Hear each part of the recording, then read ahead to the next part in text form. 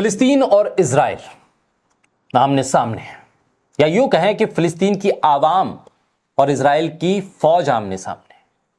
क्योंकि फिलिस्तीन की तरफ से जिनका नुकसान हो रहा है वो सबसे ज्यादा वो मासूम लोग हैं जिनके पास ना हथियार हैं, ना खाने के लिए कोई सामान है, ना घरों में बिजली है, ना पीने के लिए पानी है। उन निहत्ते और भूखे लोगों पर इजराइल बम गिरा रहा है। फिलिस्तीन अगर कोई अपने दिफा में, अपनी सुरक्षा के लिए, अपने सेल्फ डिफेंस में कदम उठा दे तो दुनिया इसे आतंकवाद कह देती है। हर कोई बोलने लगता है, खुलकर बयान आने लगते हैं।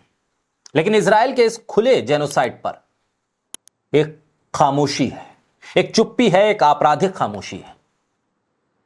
फिलिस्तीन का स्वास्थ्य मंत्रालय कह रहा है कि इजरायली बम विस्फोट में सैकड़ों बच्चे, सैकड़ों महिलाएं मारी गई हैं।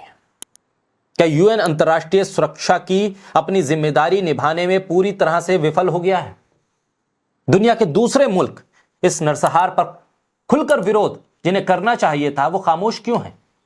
सब अपने अपने पैमाने से मौत को तोल रहे हैं, बच्चों की लाशों को गिन रहे हैं। तस्वीरें गाजा से आने वाली ये बता रही हैं कि दुनिया में ना इंसानियत बची है और ना ही इंसाफ। बोलता हिंदुस्तान पर मैं हूं आपके साथ मिर्जा शाकिर अली बेग। 1946 में दुनिया के नक्शे पर इजराइल का नाम नहीं था। वेस्टर्न कंट्रीज ने यहूदियों के लिए अपने दरवाजे बंद कर दिए थे जब हिटलर यहूदियों का सफाया कर रहा था, तो फिलिस्तीन ने उन्हें अपने गले लगाया था। यूएन ने नया देश इजराइल बनाने को कहा, फिर दुनिया भर के यहूदी इजराइल आते चले गए और फिर फिलिस्तीनियों को उनको अपने ही देश से खदेड़ने की एक नई शुरुआत हो गई। और यह सिलसिला आज भी कायम है, आज भी चल रहा है। आप हिंदू, मुसलमान, यहूदी, ईसाई बाद में बनना, पहले इंसान तो बनकर दिखाइए। गाजा के घरों पर गिरने वाले बमों से आप खुश हो क्योंकि वहां मरने वाले मुसलमान हैं। आपको अपने देश के मुसलमानों से इतनी नफरत है कि आपको गाजा में यतीम हो रहे बच्चों के दर्द पर रोना नहीं आ रहा।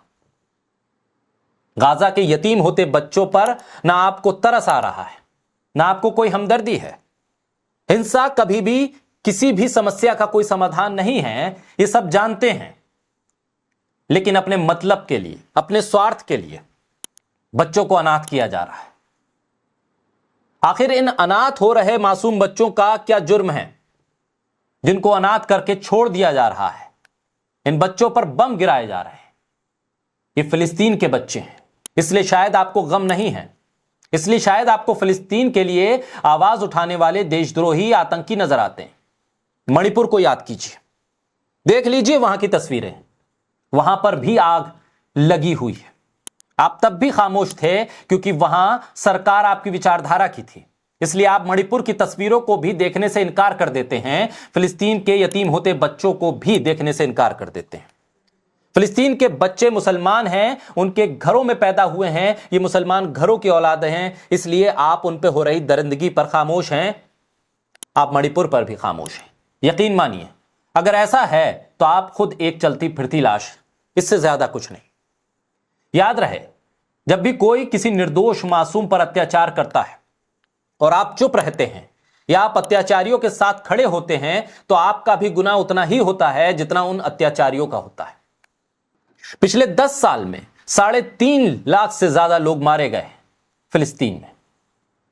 इजराइल ने इन हमलों में 35,000 से ज्यादा बच्चों को मौत के घाट उतार दिया पिछले 10 सालों में।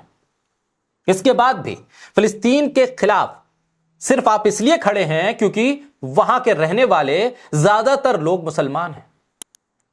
तो यह आपकी संवेदनाओं की मौत है। फिलिस्तीन के बच्चे मर रहे हैं, आम नागरिक मर रहे हैं, पानी और बिजली काट दी गई है, अस्पतालों पर हमले हो रहे हैं, और यह सब वही इजराइल कर रहा है। जब इंसानियत मर जाती है, जब आप अपने जमीर को बेच देते हैं उन जालिमों के हाथों में पैसों के लिए या ओहदों के लिए, तो आप सिर्फ जालिम की कठपुतली बनकर दुनिया को गुमराह करते हैं। और यही काम इस वक्त पश्चिमी मीडिया और भारत का गोदी मीडिया कर रहा है। फिलिस्तीन से आने वाली उन तस्वीरों को जरा गौर से देखिएगा, उन बच्चों की आंखों में झांक कर देखिएगा। उनकी आंखों में सपने नहीं हैं, उनकी आंखों में बम और बारूद के वो निशान हैं जो उन्होंने उस उम्र में देखे जिस उम्र में आप खिलौनों से खेलते थे। वो बच्चे अपनी माओ की लाश के सामने खड़े हैं, अपने उजड़ते घरों को देख रहे हैं। बच्चे उस मलबे के ढेर से अपने स्कूल की किताबों को निकालने की कोशिश कर रहे हैं, जबकि उन्हें पता है कि उनके मुस्तकबिल में भी यही गोला बारूद और बम है, क्योंकि दुनिया उन्हें यही देना चाहती है। आखिर उनका जुर्म क्या है? उन बच्चों की इन हालत के लिए दुनिया भर के तमाम बड़े बड़े संगठन क्या कर रहे हैं? स्कूल और अस्पतालों पर अगर बम गिरेंगे तो बच्चे कहां जाएंगे पढ़ने के लिए?